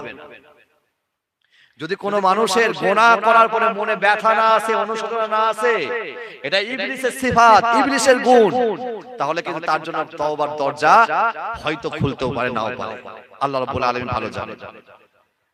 তো যেটা বলছিলাম, এই যুবকটা সন্ধ্যা পর্যন্ত নিজেকে আটকে রেখেছে, সন্ধ্যার পরে আর নিজেকে আটকে রাখতে পারছে না, তীব্র নেশা চেপে বসেছে।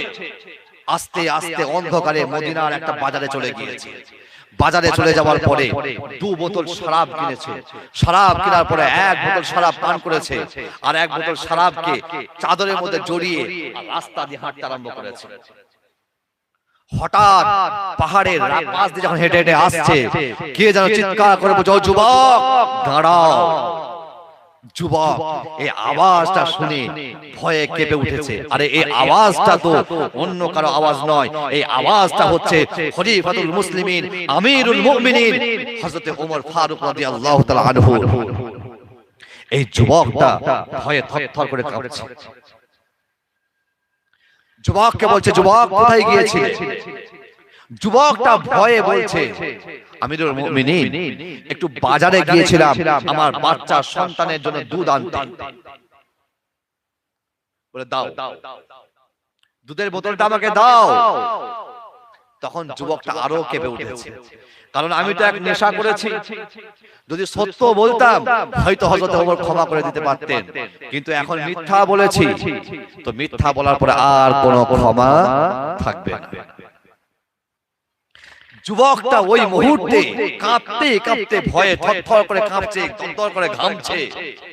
আল্লাহকে বলছে, রব্বুল আলামিন বড় অপরাধ করে ফেলেছি, বড় গুনাহ করে ফেলেছি। রব্বুল আলামিন সুস্থ জীবনটাকে নেশা করে নষ্ট করে দিয়েছি গো মাওলা। এই রব্বি আল্লাহ, ঘরের মধ্যে পরিবার আছে, বাচ্চা সন্তানটা আছে গো মাবুদ। আজকে যদি আমাকে হযরতে ওমর শাস্তি দিয়ে দেয়, আমি যদি মৃত্যুবরণ করে যাই গো মাওলা, আমার সন্তানটা এতিম হয়ে যাবে, আমার স্ত্রীটা বিধবা হয়ে যাবে গো মাওলা। ওগো রব্বুল আলামিন, তোমার কাছে এই মুহূর্তে দুটো হাতকে জোর জোর করে তওবা করে নিচ্ছি গো মাওলা। জীবনে আর গুনাহ করব না, জীবনে আর নেশা করব না, জীবনে আর মদ খাবো না গো মাওলা। রব্বুল আলামিন, তুমি যদি আজকে আমাকে এই মুহূর্তে একবার maaf করে দাও, একবার যদি বাঁচিয়ে নাও, জীবনে যতদিন বাঁচবো হায়াতি জীবনে আর কখনো শরাবের দিকে হাঁটবো না, শরাব কখনো স্পর্শ করব না। যুবকটা চোখের পানি ছেড়ে দিয়ে আল্লাহর দরবারে যখন তওবা করে নিয়েছে, তওবা করে নেওয়ার পরে আস্তে আস্তে দুধের শরাবের বোতলটা হযরতে ওমরের হাতে বাড়িয়ে দিলেন। হযরতে ওমর হাতে নিয়ে দেখলেন তার মধ্যে তাজা গরম দুধ ভরা রয়েছে। জোরে বলুন সুবহানাল্লাহ। হযরতে ওমর ওই দুধের বোতলটা বাচ্চা ওই সন্তানের ওই যুবকের হাতে ফিরিয়ে দিলেন। ফিরিয়ে দেওয়ার পর বললেন, ও যুবক যাও যাও, তোমার বাড়িতে চলে যাও, হয়তো তোমার সন্তান দুধের জন্য তাকিয়ে আছে। এই যুবকটা আল্লাহর কাছে তওবা করে নিয়েছিল। ও পৃথিবীর মুসলমান, এখান থেকে আমি আপনি শিক্ষা পেলাম, যেই মুহূর্তে আমার আপনার মনের মধ্যে অনুশোচনা আসবে, যেই মুহূর্তে আমার আপনার মনের মধ্যে কষ্ট আসবে, যেই মুহূর্তে আমার আপনার মনের মধ্যে গুনাহ নিয়ে উদ্বিগ্ন সৃষ্টি হবে, ওই মুহূর্তে একবার আল্লাহর দরবারে দাঁড়িয়ে যান। আল্লাহর দরবারে দাঁড়িয়ে গিয়ে 2 রাকাত নামাজ পড়ে নিয়ে আল্লাহর দরবারে হাত তুলে দিয়ে বলেন, ربنا ظلمنا أنفسنا وإن لم تغفر لنا وترحمنا لنكونن من الخاسرين رب العالمين যে দুয়ার বদৌলতে তুমি তোমার বান্দা হযরত আদম আলাইহিস সালাতু ওয়াস সালামকে ক্ষমা করে দিয়েছিলে গো মাওলা সেই দোয়াটা তোমার কাছে তুলে ধরেছি গো মাবুদ গুনার বোঝা মাথায় নিয়ে অসহায়ের মতো চোরের মতো আমি আল্লাহ তোমার কাছে পাপীর মতো হাত তুলে দিয়েছি গো মাওলা দয়া করে মেহেরবানি করে তুমি আমাকে maaf করে দাও যদি তুমি maaf না করো গো মাওলা জাহান্নাম আমার জন্য অপরিহার্য হয়ে যাবে দুনিয়ার সামান্য আগুনকে সহ্য করতে পারি না গো মাওলা জাহান্নামের কঠিন আগুনকে কেমন করে সহ্য করব গো মাবুদ তাই তুমি জাহান্নামকে আমার উপরে হারাম করে দাও শুধু আমার জন্য হারাম করে দিও না तमाम উম্মতে মুহাম্মাদের জন্য জাহান্নামকে তুমি হারাম করে দাও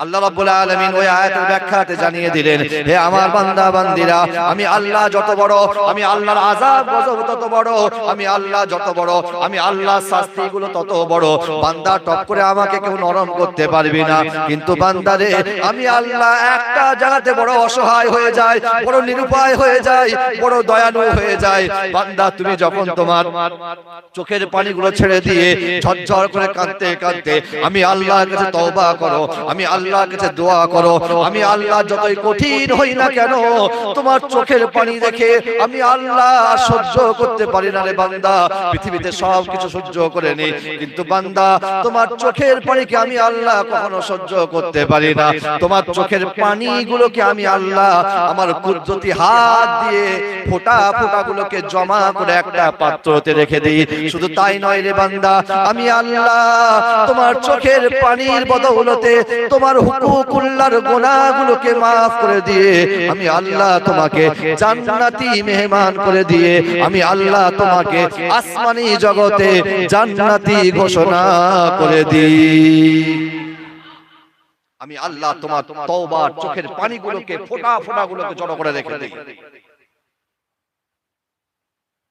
এই পানিগুলোকে আল্লাহ জড়ো করে কেন রেখে দেন জানেন কিয়ামতের ময়দানে যখন সমস্ত মানুষ দাঁড়িয়ে থাকবে সমস্ত নবীরা নফসি নফসি করে চিৎকার করবে কেন চিৎকার করবে সেদিন আল্লাহ রাব্বুল আলামিন আর দয়ালু থাকবেন না সেদিন আল্লাহ রাব্বুল আলামিন নাম হবে কাহ্হার একটা যতটুকু পরিমাণ তুমি করেছো ততটুকু পরিমাণ তুমি পাবে এই রকম নাম নিয়ে যখন আল্লাহ রাব্বুল আলামিন আরশে আজিমের প্রতি সমাসীন হয়ে বিচার আচার আরম্ভ করবে হঠাৎ করে জাহান্নাম চিৎকার করতে করতে জাহান্নাম কিয়ামতের ময়দানের দিকে আগিয়ে আসবে কোথায় গেল বেনামাজিগুলো আল্লাহ আজকে তুমি তাদেরকে আমার পেটের মধ্যে দিয়ে দাও আমি সৃষ্টির পর থেকে ক্ষুধার্ত অবস্থায় রয়েছি কোথায় গেল বেরোজাদারগুলো তাদেরকে আমার পেটের মধ্যে দাও কোথায় গেল বেঈমানগুলো কাফেরগুলো মুশরিকগুলো তাদেরকে আমার পেটের মধ্যে দিয়ে দাও রব্বুল আলামিন বড় ক্ষুধার্ত আছি বড় তীব্র খিদের মধ্যে রয়েছি আজকে আমার খিদে মিটিয়ে দাও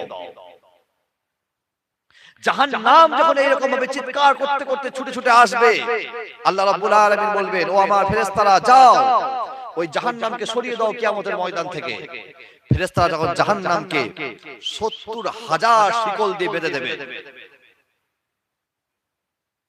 ৭০,০০০ শিকল দিয়ে বেঁধে দেওয়ার পরে প্রত্যেকটা শিকলের পিছনে ৭০,০০০ করে ফেরেশতা থাকবে ওই জাহান্নামকে টানতে টানতে সরানোর চেষ্টা করবে এক চুল পরিমাণ জাহান্নামকে কিয়ামতের ময়দান থেকে সরাতে পারবে যখন সরাতে পারছে না আল্লাহ রাব্বুল আলামিন জাহান্নামকে তো বিন্দু পরিমাণ চুল পরিমাণ সরাতে পারছে না নাড়াতে পারছে না আল্লাহ রাব্বুল আলামিন তার কুদরতি হাত দিয়ে কিছু পানি তুলে নিয়ে ফেরেশতাদেরকে দিয়ে বলবো আমার ফেরেশতারা এই পানিটা জাহান্নামের গায়ে ছিটিয়ে দাও ফেরেশতারা ওই পানিটাকে জাহান্নামের গায়ে ছিটিয়ে দেবে জাহান্নামের গায়ে ছিটিয়ে দেওয়ার সঙ্গে সঙ্গে জাহান্নাম তার জায়গা থেকে ৭০ হাত পিছনে লাফিয়ে চলে যাবে জোরে বলুন সুবহানাল্লাহ ফেরেশতারা বলবেন রব্বুল আলামিন যে জাহান্নামকে আমরা ফেরেশতারা বিন্দু পরিমাণ সরাতে পারছিলাম না, যে জাহান্নামকে আমরা ফেরেশতারা এক বিন্দু পরিমাণ নড়াতে পারছিলাম না, ওই জাহান্নামের উপরে তুমি কোন পানিটা ছড়িয়ে দিলে? এটা কি হাউজে কাউসারের পানি? এটা কি আবে জমজমের পানি? রব্বুল আলামিন আমার আপনার উত্তরে জানিয়ে দিলেন, হে আমার ফেরেশতারা, না না না, এটা আবে কাউসার, আবে জমজমের পানি নয়, এটা হাউজে কাউসারের পানি নয়, এটা জান্নাতের কোন নদীর পানি নয়, এটা হলো আমার ওই গুনাহগার বান্দার চোখের পানি, যে বান্দাটা রাতের অন্ধকারে আমি আল্লাহর দরবারে গুনাহগুলোকে স্মরণ করে নিয়ে চোখের পানি ছেড়ে দিয়ে আমি আল্লাহর কাছে তওবা করেছিল। আমি আল্লাহ ওই তওবাকারী চোখের পানিগুলোকে জমা করে করে রেখে দিয়েছিলাম। আমি আল্লাহ তোমাদেরকে জানিয়ে দিলাম, এই জাহান্নাম সব কিছুকে জড়িয়ে পুড়িয়ে ভস্ম করে দিতে পারবে, সব কিছুকে সহ্য করতে পারবে, কিন্তু তওবাকারীর চোখের পানিকে জাহান্নাম কোনোদিন সহ্য করতে পারবে না। তাই আমি আমার বান্দাদেরকে বলেছি, হে আমার বান্দা বান্দিরা, যখন রাত গভীর হয়ে যাবে, রাত গভীর হয়ে যাওয়ার সঙ্গে সঙ্গে তুমি যদি একবার আমি আল্লাহর দরবারে দাঁড়িয়ে যাও, আমি আল্লাহর দরবারে নামাজে দাঁড়িয়ে যাও, নামাজ পড়ে আমি আল্লাহর দরবারে যদি তুমি তোমার গুনাহগুলোকে নিয়ে স্মরণ করে আমি আল্লাহর কাছে তওবা করো, আমি আল্লাহ তোমার গুনাহগুলোকে maaf করে দেব। শুধু maaf করে দেব না, আমি আল্লাহ তোমার মর্যাদাকে বাড়িয়ে দেব। আমি আল্লাহ তোমাকে জানিয়ে দিলাম, ওয়াল্লাযীনা ইয়াবিতুনা লিরাব্বিহিম সুজদান ওয়া কিয়ামা, আমার যে বান্দাগুলো রাতকে কাটাবে, কখনো সিজদায় পড়ে পড়ে কাটাবে, কখনো দাঁড়িয়ে দাঁড়িয়ে কাটাবে, কখনো রুকুর মধ্যে নামাজে পড়তে পড়তে কাটিয়ে দেবে, নামাজ পড়ার পরে বলবে রব্বুল আলামিন ওয়াল্লাযীনা ইয়াকুলুনা রব্বানা, হে আমাদের প্রতিপালক, হে আমাদের রব, ইসরিফ আন্না আযাব জাহান্নাম, পৃথিবীর জমিনে এত গুনাহ করেছি, পৃথিবীর জমিনে এত অন্যায় করেছি, যার কারণে আমার উপরে জাহান্নাম অপরিহার্য হয়ে গেছে গো মাওলা, এই জাহান্নামকে সহ্য করতে পারবো না। তাই তোমার কাছে গভীর রাত্রিতে দুটো হাতকে জোর করে নিয়ে অনুরোধ করি গো মাওলা, ইসরিফ আন্না আযাব জাহান্নাম, তুমি আমাদের উপর থেকে জাহান্নামের আযাবকে সরিয়ে দাও। ইন্না আযাবাহা কানা গরামা, জাহান্নামের শাস্তি হলো বড় লজ্জাজনক শাস্তি, জাহান্নামের শাস্তি হলো অপরিহার্য শাস্তি, এই শাস্তি থেকে কেউ রেহাই পাবে না। তাই তোমার কাছে ফরিয়াদ করে দিলাম, জাহান্নাম আমাদের প্রতি তুমি চাপিয়ে দিও না। রাতের অন্ধকারে বান্দা যখন কাঁদবে, তখন আমি আল্লাহ তাকে ক্ষমা তো করেই দেব, তার চোখের পানিগুলোকে জমা করে রেখে দেব জাহান্নামের ছড়ানোর জন্য। আর আমরা আজকে এই আমল থেকে আস্তে আস্তে সরে চলে আসছি কোথায়? খালি ফরজটা পড়বো আর চলে যাব, খালি ফরজটা পড়বো আর চলে যাব। আমার আপনার মধ্যে বিনয় নেই, আমার আপনার মধ্যে নম্রতা নেই, আমার আপনার অন্তরের মধ্যে খুশু নেই। আজকে নামাজ পড়ছি, নামাজের মধ্যে কোনো তৃপ্তি নেই, রোজা রাখছি, রোজা রাখার মধ্যে কোনো আনন্দ নেই, যাকাত দিচ্ছি, যাকাতটা দিতে হয়, দিচ্ছি বড় কষ্টের সঙ্গে, যাকাত দিতে মন চাই না।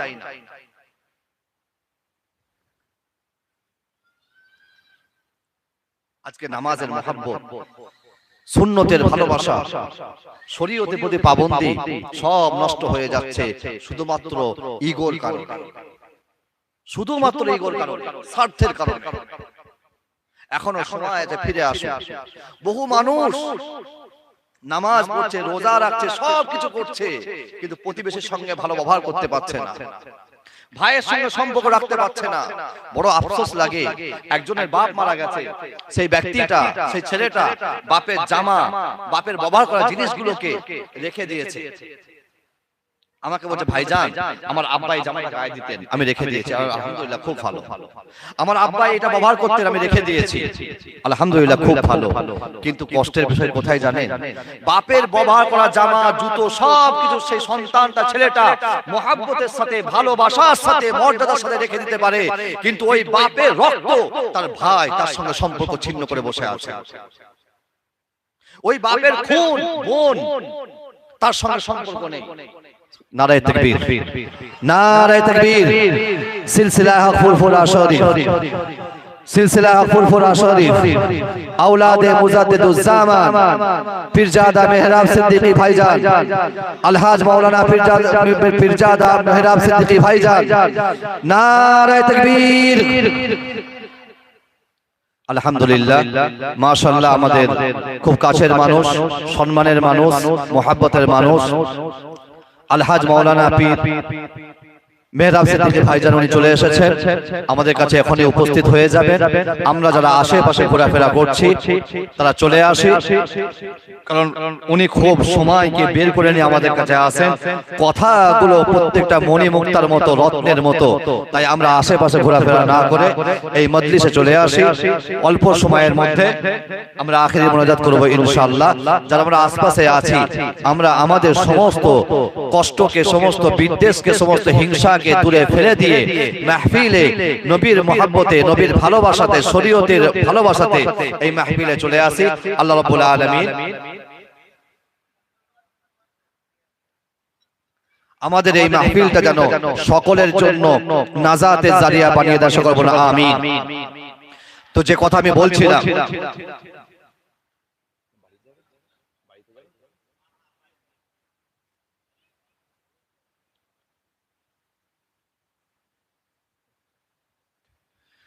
কথা আমি বলছিলাম, আজকে আমরা মায়ের ভালোবাসা, মায়ের মহব্বত, মায়ের সম্মান সবকিছু বজায় রেখে মায়ের ব্যবহার করা জিনিসগুলোকে, মায়ের রেখে যাওয়া বস্তুগুলোকে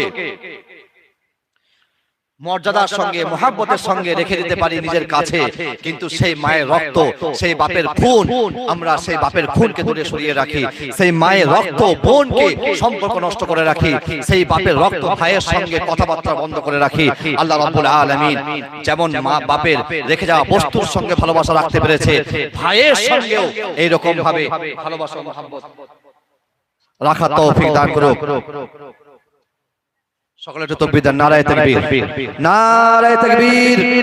সিলসিলা হক ফুরফুরা শরীফ, আওলাদে মুজাদ্দিদুজ জামান পীর আল্লামা আলহাজ মেহরাব সিদ্দিকী ভাইজান। নারায়ে তাকবীর।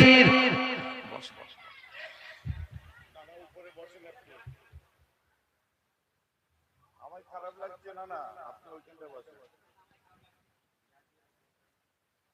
আমার এখানে বসতে খারাপ লাগছে, আপনি চেয়ারে বসেন, ওইখানে কানে লাগবে, আবার কানে লাগবে, এই যে এই দিকটা দিয়ে দেন, কানে লাগবে। হাজারো তোমার নানা এই বক্সের পিছনটাই দিয়ে দেন, ভালো হবে। বক্সের পিছনটা কানে লাগবে।